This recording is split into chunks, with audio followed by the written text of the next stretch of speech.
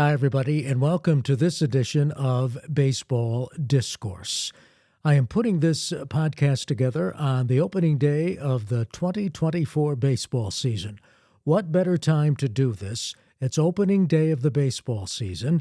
March Madness is in full swing for basketball, and football is always in the news.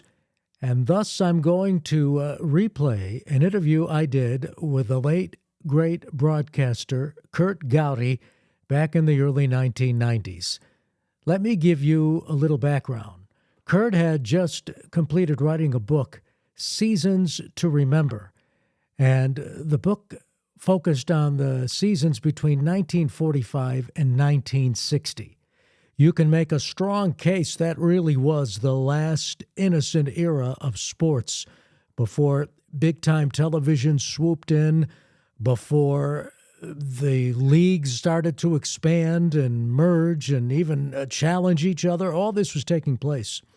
And Gowdy writes about this period between 1945 and 1960.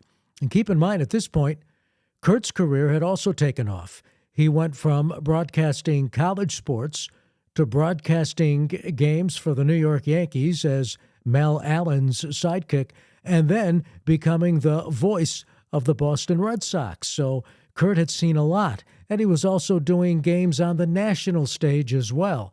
And of course, his career really took off after that, doing the Game of the Week on NBC for baseball, later the World Series, the Super Bowl, all the big events. So here is my interview with Curt Gowdy about that book, and it covers, as I said, during that period between 1945 and 1960, baseball, football, basketball, gambling, which is in the news. It's all here in the interview I did with Curt Gowdy almost 30 years ago. Enjoy. Curt Gowdy broadcast World Series on television, Super Bowls, NCAA basketball title games, NBC's Game of the Week, and for many years you remember him in these parts as the voice of the Boston Red Sox, and we are pleased to welcome him to our program this morning. Good morning, Curt. Good morning, Dan. How are you? Good. How are you? All right. Curt, why did you choose this particular period, 1945 to 1960, to write about? Well, that's the way it used to be. Simpler times, innocent times. 1945 was the end of World War II. The nation was starved for sports. The boys came home from overseas in the service and went back on the playing fields and basketball courts. And there was no free agency then. The players were bound to one team. There were only 16 major league teams, no teams west of the Mississippi. We traveled by train mostly in the 40s, then started air travel when the Giants and the Dodgers moved to the West Coast. And I shut it off in 1960 because that was when television started to really arrive. Shut it off at Ted Williams' last home run at bat in September of 1960. ABC had formed a sports department, a powerful young sports department. They won the rights to telecast the college football games, overpaid for them. They won the rights to the American Football League, and nothing would be the same again because the three networks were all competitively bidding against each other, and suddenly millions and millions of dollars was fueled into sports, and then things became complicated. So I chose those 15 years from the end of World War II to 1960 as real simpler times and less complications, and the story was on the ball games, and that was it. There wasn't all the other side deals going on. You mean, Curt, back then we picked up newspapers and they actually wrote about the games instead of salary squabbles? Oh, yeah, there wasn't any mention of salaries. I remember Tommy Henry telling me he tried to get a $3,000 raise one year from Ed Barrow, the tough general manager of the Yankees.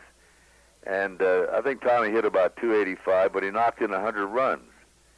So Barrow says, Henrik, you didn't hit 300, we're going to cut your salary.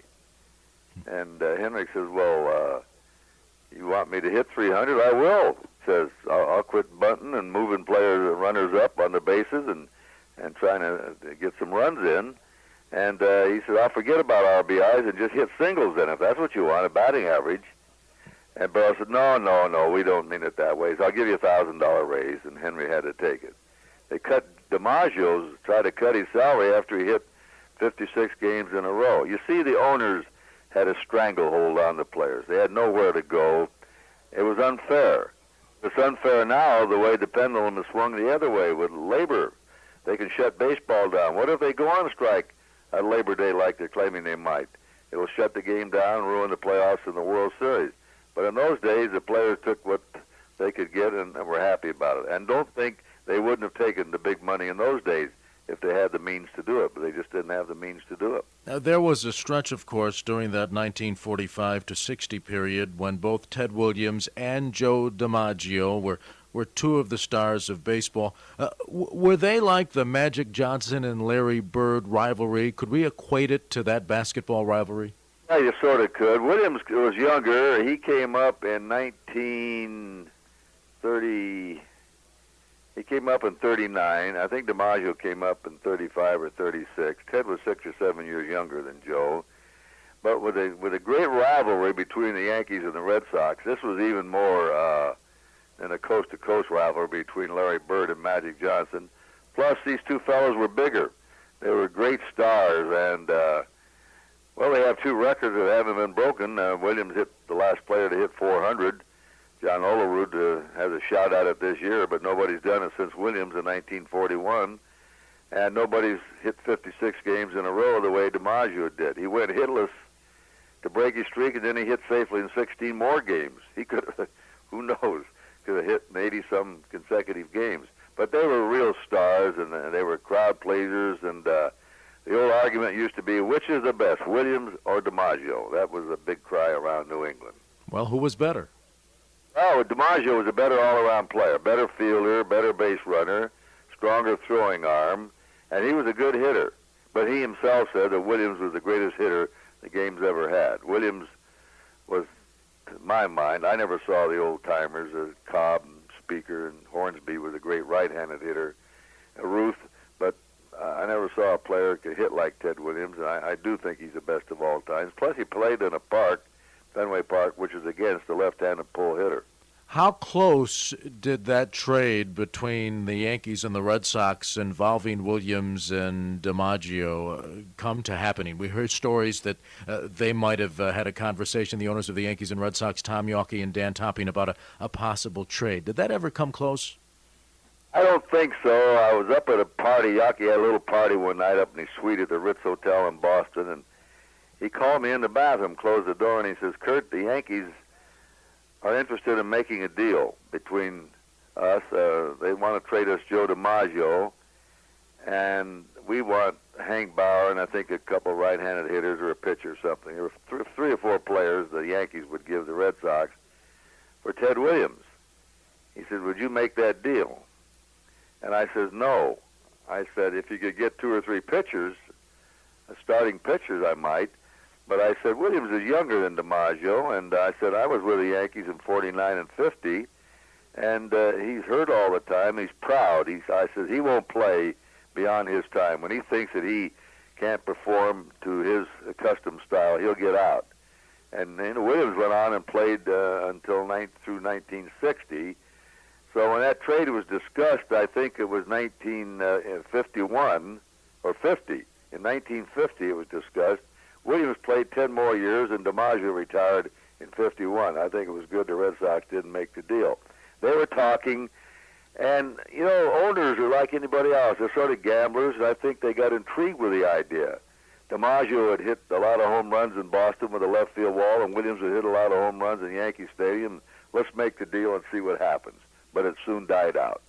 We're talking with legendary sportscaster Curt Gowdy, who has written the book Seasons to Remember, The Way It Was in American Sports 1945 to 1960, published by HarperCollins and available at bookstores throughout Litchfield County. Curt, Litchfield County is evenly divided between Yankees fans and Red Sox fans, and for the first time in a while, both teams are in a pennant race, although Toronto now has a 3-game lead over both ball clubs. What was the rivalry like back then, particularly since in 1949 you broadcast Yankee games when the Yanks and Red Sox locked horns in a big pennant race? That was the season of 49. That went down to the last day of the year. The Yankees beat the Red Sox on consecutive days, Saturday and Sunday, to win the pennant. Red Sox came in leading by 1 game. I know one thing. I've never seen anything since like that weekend series. From the first pitch of the game, there was a constant roar in the stands. And they roared for 2.5, 3 hours and never quit. The World Series between the Yankees and the Phillies was an anticlimax. It was almost Deadsville compared to that weekend series with the Yankees and Red Sox. There must have been 30,000 Red Sox fans there, probably 30 or 40 Yankee fans there. And it was really something. It was the same in 1950. The Red Sox had another good club, were favored to win. And then in 51, the Red Sox led going into September, and the Yankees beat them out. If the Red Sox had had any pitching, they would have won all those years. They only had 2 pitchers, Parnell and Kinder. The Yankees had a great starting threesome of Eddie Lopat, Allie Reynolds, and Vic Raschi. They had the best bullpen pitcher in baseball in Joe Page. The Yankees had the pitching that the Red Sox didn't have. That was always a Red Sox weakness. Now this year, the Red Sox are not the Red Sox. They're not the home run sluggers and the great hitters of yesteryear. They've got a good pitching staff and a young one. Aaron Seeley's come up. He's a terrific young pitcher. They got Quantrill. They've got a solid pitching staff that'll probably keep them in this pennant race. Is the rivalry still as heated as it was? I don't think so, because the Yankees went in the doldrums for so many years. Do you think the fact the 2 clubs don't play as often anymore also hurts the rivalry? What was that? Do you think the fact that 2 clubs don't play as often anymore? I guess back then they played 22 times a season. But see, both clubs were loaded with stars in those days. You had DiMaggio, you had Henrik, Charlie Keller, Bill Dickey, great players. Then Mantle comes along, and Marison breaks the home run record, and Kubek, Bobby Richardson, Yogi Berra, all-stars. The Red Sox had Bobby Dorr, Vern Stevens, great RBI man, home run hitter. They had stars, both clubs, and kept the fans interested in each franchise. And they hated each other. The Red Sox have hated the Yankees ever since they sold Babe Ruth to the Yankees, biggest mistake ever made in baseball. But in recent years, the Yankees got so bad that the Red Sox sort of forgot about them, I think. I mean, they forgot the hatred.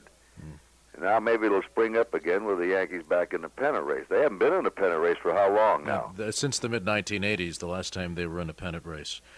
In the book, you also write about college basketball and the college basketball betting scandals. How close did that come to destroying college basketball? Well, it destroyed college basketball in Madison Square Garden. It's back again, but nothing like it was in those days. They used to have those big doubleheaders, 18,000 every doubleheader, and bring in Stanford from the West Coast with Hank Lucetti and Oklahoma A&M and all the fine teams in America. Ned Irish promoted those doubleheaders, and basketball was a huge sport in New York City. I know I did all the games at the Garden in 1950, 51, and 52, or 1950 and 51, and I did the double slam when City College won both the NIT and the NCAA, and the NIT was bigger in those days. The next year they were favored to win the national title, and they started losing some games. Now here I was telecasting the games. I didn't think I didn't even think about shaving points or throwing games. One night they went down to Philadelphia. Now the fix was off. The players decided not to shave any more points or fix any more games. But the detectives were on the train, and City College beat a good Temple team by 20 or 25 points. 2 detectives approached Nat Holman, the City College coach on the train, and said, "Nat, we're taking 3 of your boys in." And Holman says, "What for?" And he says, "Well, they've been fixing games." He says, "I can't believe it." And he went to the 3 players, and he told them, "Just tell the truth, boys, and everything will come out." It came out all right. They took them off at Penn Station in handcuffs, and they held their wrists over their face so they couldn't be photographed, and were arrested. It was a front-page story on the New York Times. And then more and more came out about City College throwing games, the players being paid. Then I was having lunch with Claire B., the famous coach at Long Island. I'll never forget Dan, he took his wallet out, slammed it on the table, and said, I'll bet my money, my home, my wife, everything I have that my players are clean. 3 days later, they arrested Sherman White, his best player, for fixing games. So these coaches didn't even know this was going on. The coaches didn't know. You say, well, how can a coach not know? A coach didn't think that players at that time would be fixing games or throwing games that they could be got to. We had another minor scandal in the early 80s with Boston College, but the only school that I think wasn't involved was St. John's. And Joe Lapchick was the head coach there. Maybe I don't know why, but anyway, they were clean. And Lapchick kept a big scrapbook. And every season, after these scandals, he'd call his squad in and spend a morning or an afternoon looking at the scrapbook, showing the players in the police station, hiding their heads. Their lives were ruined. They were never the same again. They were cheaters. And then when Lou Carnesecca took over at St. John's, every year, he told me he repeated the same thing, bring the players in, show them the scrapbook of the college basketball scandals. Kentucky's Ralph Beard, All-American, Lou Groza, All-American, were involved. And Bradley was involved. It nearly spread across the country. And the public lost a lot of confidence in basketball. There hasn't been an NCAA playoff game in New York City since then. They used to hold a lot of the NCAA tournaments in New York City at the big Madison Square Garden. It's never gone back. No. Luckily, the basketball on the campus was saved, and now basketball has come back, college basketball in New York. But I'll tell you this much. Teams today should stay on guard, should talk to their players, warn them about talking to anybody who discusses shaving points or fixing games, and reporting them immediately to the team or to the authorities, because it could happen again, and now there's so much more money involved than there was then. But here I am. I played basketball in Wyoming. I knew the game, and I sat there and didn't even recognize they were throwing games. College football back during that period, 1945 to 1960, was more popular than the NFL. Was there a defining moment during that 15-year period where you could see the pendulum swinging towards professional football as far as popularity was concerned? Well, I think television made that, Dan. My first big game I ever broadcast, I went to Oklahoma City to go to work for a station there and had the exclusive rights to the University of Oklahoma football. We didn't know what Oklahoma had. Here was 1946. The boys were back from the war. Some of these kids were 23, 24-year-old freshmen who'd been in the Battle of the Bulge and been wounded overseas in Iwo Jima, and now they're back playing college football. They were men. Oklahoma was 6 touchdown underdogs against Army and played Army off its feet with Blanchard, Davis, and Tucker and nearly beat them. So that was a sign that the men were back in sports and Army could no longer dominate. They went undefeated that year, but Notre Dame won the national title. But Army used to crush everybody 60-0. They had the pick of college football athletes who could transfer from a school to West Point and get a commission. Davis, Blanchard, Tucker, Poole, Folsom. They had the greatest college players in America. Along about the late 40s and early 50s, television started to move into pro football. And the Dumont Network and then CBS took over. If ever a game was made for television, it was football, especially pro football. You'd say, well, the field's 100 yards long, how could it be good? Well, the T formation, the play started with a quarterback taking the ball from the center. The camera focused on the exchange there, widened out if it was a running play. If the ball was thrown, it could follow the ball down the field with one camera, and then a wide shot pick up the receiver. It was built for action. Baseball was sort of slow compared to this violent game of these guys running into each other at full speed and all the tremendous hits they had in the game. And the giant Baltimore overtime game in the mid-50s was the turning point for pro football, and it was on its way. So I think television really was the difference and why it passed college football. Curt Gowdy is a member of the broadcasters wing of the Baseball Hall of Fame in Cooperstown, New York, and for many years, along with Tony Kubek, was the broadcaster for NBC's Game of the Week. Curt, the television package is going to change after this year, and there really is going to be no more Saturday afternoon Game of the Week. What are your thoughts on that? Well, I hate to see it. Now, if I'm a network executive, and I've got this package that's been the last 4 years that CBS owns now, and I'm not getting very good ratings on Saturdays, I say to myself, why are we spending this money going out to these remotes, all these cameras and everything, and we're not getting good ratings, and let's get rid of it. Oh, they try to, in a way. They did some of the games. But when I did the Game of the Week, we did 26 Saturdays in a row. Every Saturday of the season, you knew it was going to be the best game in the major leagues that day, unless it was at night. But a lot of clubs didn't play at night then, and they arranged it so they wouldn't play at night for this Game of the Week. We got very good ratings for a Saturday afternoon. Not as good as prime time because there weren't as many people in the home. And but the youngsters could watch it. And night games, I did the first World Series night game ever played between Pittsburgh and Baltimore. Night games would start at 8:30 and wind up at 11:30 at midnight. A lot of the kids had gone to bed then. I think baseball lost touch with some of the younger fans in America that they've got to get back again. This new package is a blow to Major League Baseball. The income has been cut in half. They're going to get about half what they got for the recent package with CBS, where CBS lost $500 million. But baseball has to rely now on selling the games to sponsors along with NBC and ABC. And then they'll divvy up the returns with baseball taking the major share. They're not even getting paid money up front the way they used to be. So each ball club will lose probably $10, $11 million in income. And that's going to affect the players' market. These huge salaries have been fueled by television money. Don't kid yourself. Do you think we'll see a strike come September? I certainly hope not. I just think it would be the ruination of everything. When they would strike like that, their argument is, and I don't think they're going to strike, but their argument is that that's the only time we have leverage. Well, that would be real leverage to scare the owners that they wouldn't have the playoffs in the World Series. It'd be a real blow to baseball. It would be a public relations nightmare, though. It certainly would.